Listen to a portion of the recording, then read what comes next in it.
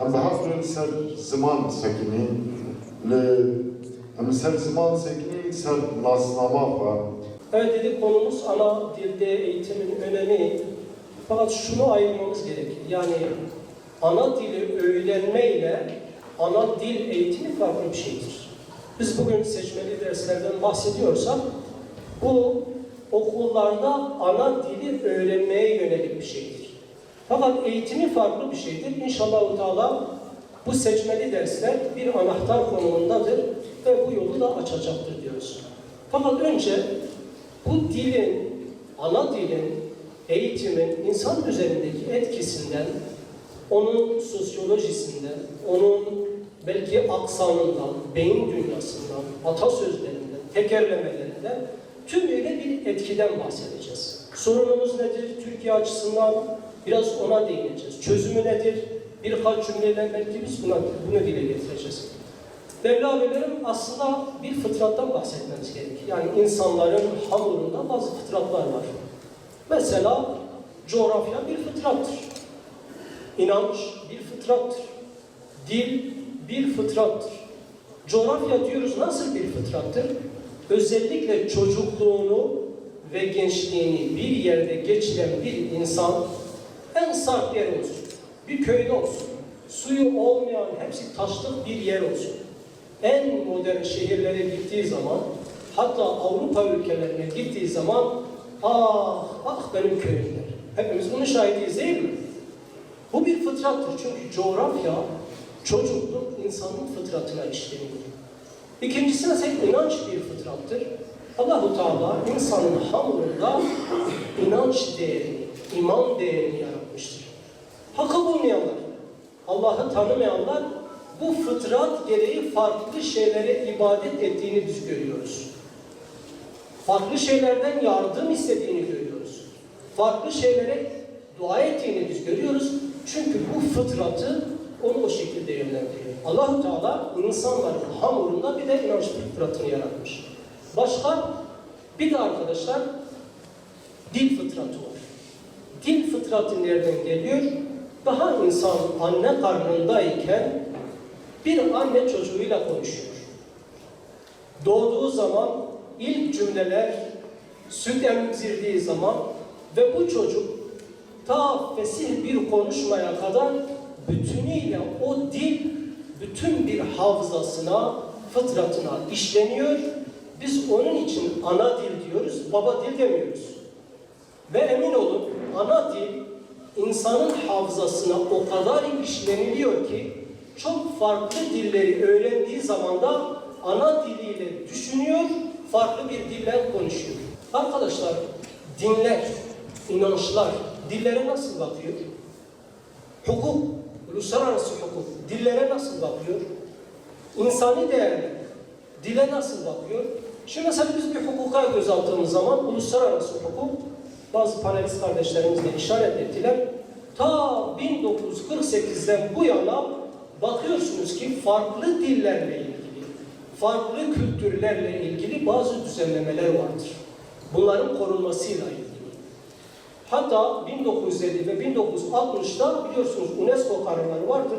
UNESCO kararları Birleşmiş Milletler'in kültürle ilgili, dille ilgili almış olduğu bazı kararlardır ve devletler bunu uygulamak zorundadır. Bu dillerin korunmasıyla ilgili, yaşatılmasıyla ilgili ve dilde eğitim almasıyla ilgili çok ciddi taahhütler vardır. Mesela biz 1990'a geldiğimizde, 99'a geldiğimizde UNESCO yeni bir karar alıyor ve 21 Şubat'ı Dünya Ana Dil Günü olarak ilan ediyor. O kadar ki bu mesele üzerinde duruluyor. 1998'de Birleşmiş Milletler'in aldığı bir karar var. Bak bu kararı aslında normal şartlarda o taahhüdün altına imza atan bütün ülkeler bunu yerine getirmek zorundadır. Çocuklarla ilgili. Çünkü biz şu anda seçmeli dersleri konuştuğumuz zaman kimleri konuşuyoruz?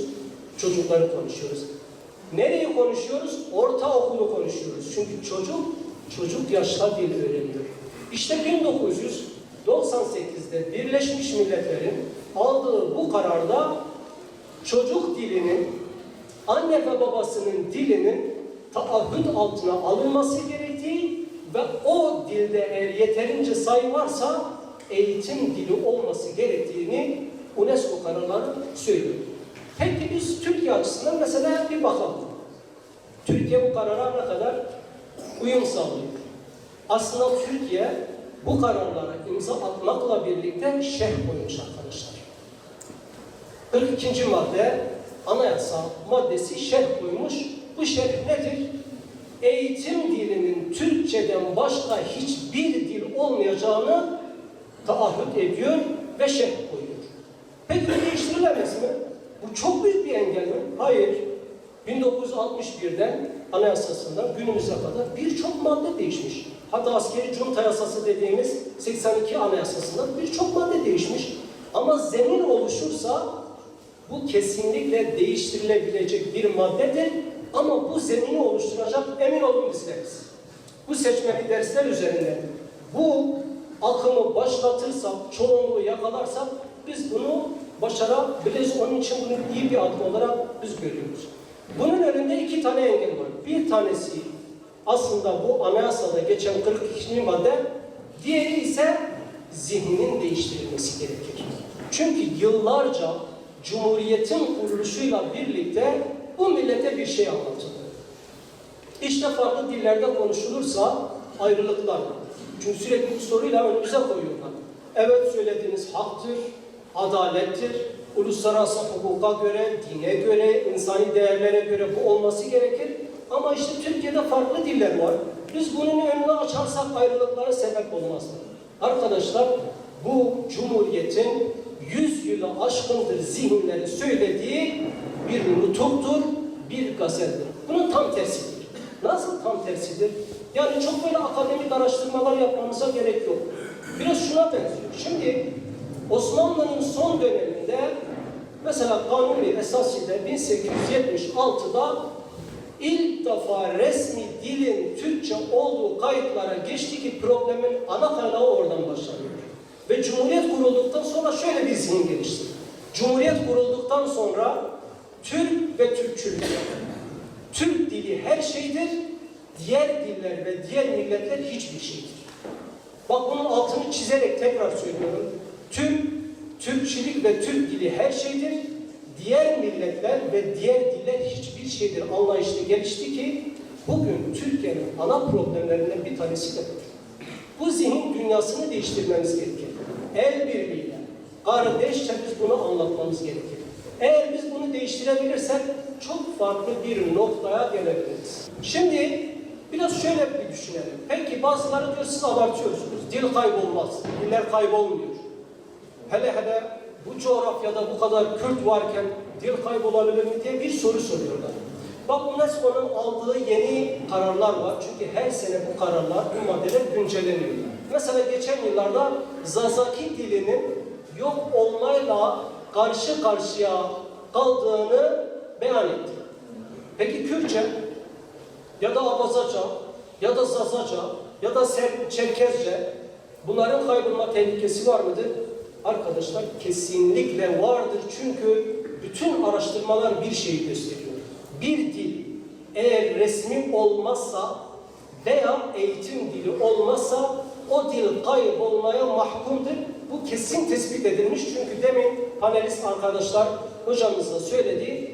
Birçok dil yeryüzünde şu anda kaybolmuş. Peki Kürtçe bu tehlikeyi yaşıyor mu, yaşamıyor mu?